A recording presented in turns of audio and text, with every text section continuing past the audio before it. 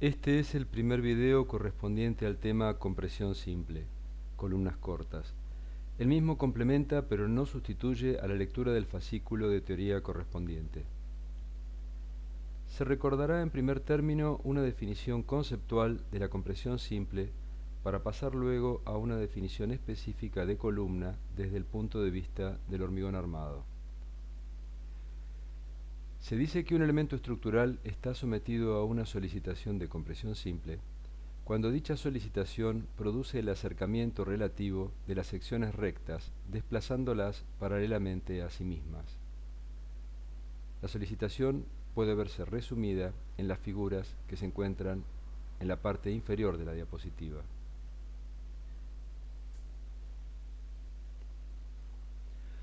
Una columna corta es un elemento prismático de eje recto en el que coinciden los centros de gravedad de la sección de hormigón y de las armaduras y el punto de aplicación de la carga exterior de compresión, en el que los efectos de segundo orden resultan despreciables. Veremos ahora por qué existen las columnas de hormigón armado. La pregunta que nos podemos hacer es: ¿por qué se hacen columnas de hormigón armado si el hormigón tiene una buena resistencia a compresión y es más económico que el acero? En primer lugar, podemos decir porque en estructuras reales es muy difícil tener solicitaciones garantizadas de compresión, es decir, es muy difícil garantizar la no existencia de momentos flectores. Por otra parte, porque ya se ha estudiado que las estructuras de hormigón simple presentan muy baja ductilidad. Y además, porque el acero, al ser mucho más resistente que el hormigón, permite reducir las secciones necesarias de columnas. Esto es particularmente útil en edificios en altura, donde las columnas de otra forma adquirirían dimensiones incompatibles con el uso arquitectónico del espacio de las plantas. Esto obviamente se hace más evidente cuanto más alto sea el edificio, es decir, cuanto más grandes sean las cargas a resistir. Veremos ahora algunos aspectos de terminología para familiarizarnos con algunos términos. Las columnas de hormigón armado más comunes presentan armaduras longitudinales, indicadas en gris en la figura, y armaduras transversales, denominadas estribos, indicadas en rojo en la figura. Los estribos permiten armar la jaula de armaduras, es decir, permiten mantener en posición las armaduras longitudinales, que son las principales, y suele argumentarse que evitan el pandeo de las barras longitudinales en el caso de una falla del recubrimiento. De acuerdo a la separación y diámetro que presentan los estribos, las columnas se clasifican en simples y sunchadas. En las columnas simples, los estribos no tienen una función resistente y se encuentran más espaciados que en las columnas sunchadas. En las columnas sunchadas, los estribos se encuentran muy próximos y tienen una función resistente, dado que, como veremos enseguida, proveen confinamiento pasivo del núcleo de hormigón que se encuentra dentro de ese estribado. Finalmente, llamaremos columnas compuestas o mixtas a las que tienen su armadura principal constituida parcial o totalmente por perfiles.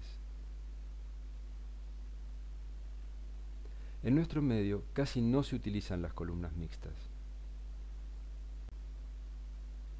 Veremos ahora un concepto nuevo, que es el concepto de diagrama de interacción. Supongamos una columna cuya sección transversal es la que se muestra a la izquierda en la diapositiva, en la parte superior, y que esa columna se ha repetido n veces, tenemos n columnas iguales, con la posibilidad de ser ensayadas con excentricidades variables. Es decir, tendremos n columnas a las que ensayaremos hasta rotura. Esos ensayos nos darán como respuesta unas cargas últimas asociadas con cada una de esas excentricidades. En definitiva, si multiplicamos la excentricidad por la carga, obtendremos un momento, es decir, tendremos pares de esfuerzos axiales y momentos que podremos graficar. El gráfico resultante se denomina diagrama de interacción y se muestra en la parte inferior izquierda de la figura. Como veremos más adelante en el curso, es posible predecir analíticamente las resistencias nominales Pn y Mn de una columna sometida a esfuerzos axiales aplicados con excentricidades variables. La figura de la izquierda, abajo, muestra nuevamente un diagrama de interacción, esta vez un diagrama teórico que predice el comportamiento en términos de esfuerzos nominales de la sección que hemos mostrado arriba a la izquierda en la diapositiva. Las resistencias nominales no son estrictamente resistencias a rotura, dado que han sido calculadas para F'C y Fi, que no son resistencias a rotura, sino que son resistencias que han recibido ya un cierto procesamiento estadístico.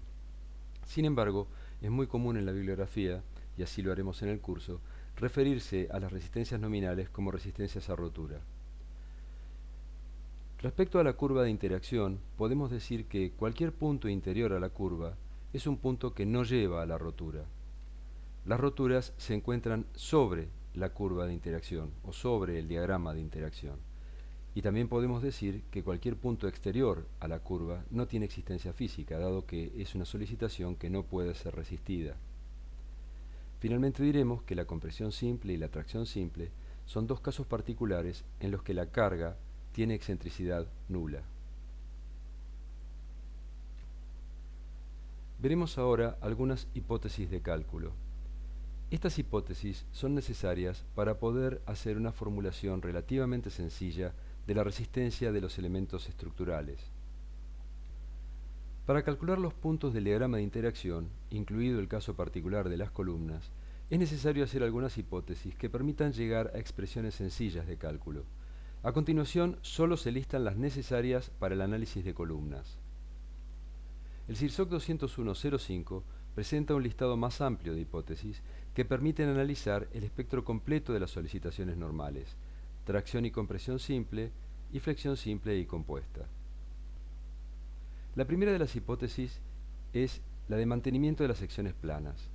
Consiste en suponer que las secciones se mantienen planas hasta la rotura.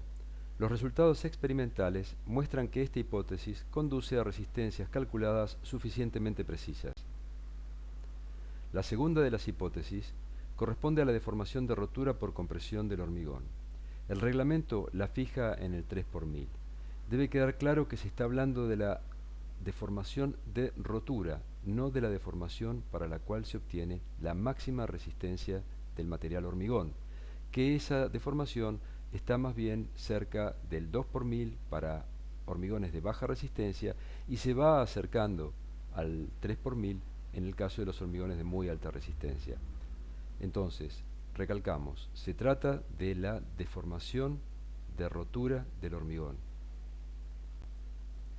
El acero tiene un comportamiento elastoplástico perfecto.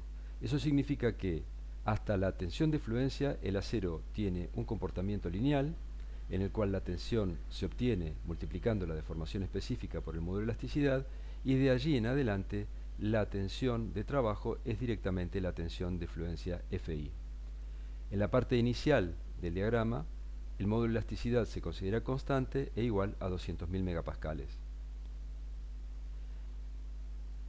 La siguiente hipótesis dice, es conocido el diagrama tensiones deformaciones del hormigón.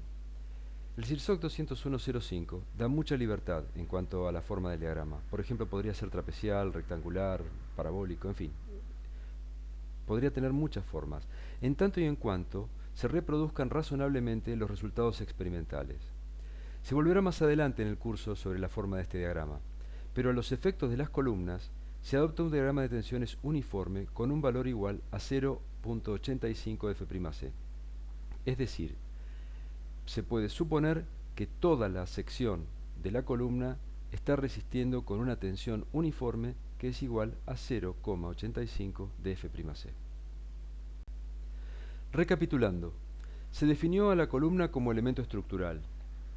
Se expuso el porqué de la existencia de columnas de hormigón armado. Se presentaron los diferentes tipos de columnas, simples, hunchadas y mixtas. Se introdujo el concepto de diagrama de interacción. Se listaron y explicaron las hipótesis de cálculo necesarias para poder desarrollar expresiones de cálculo sencillas para el análisis de columnas.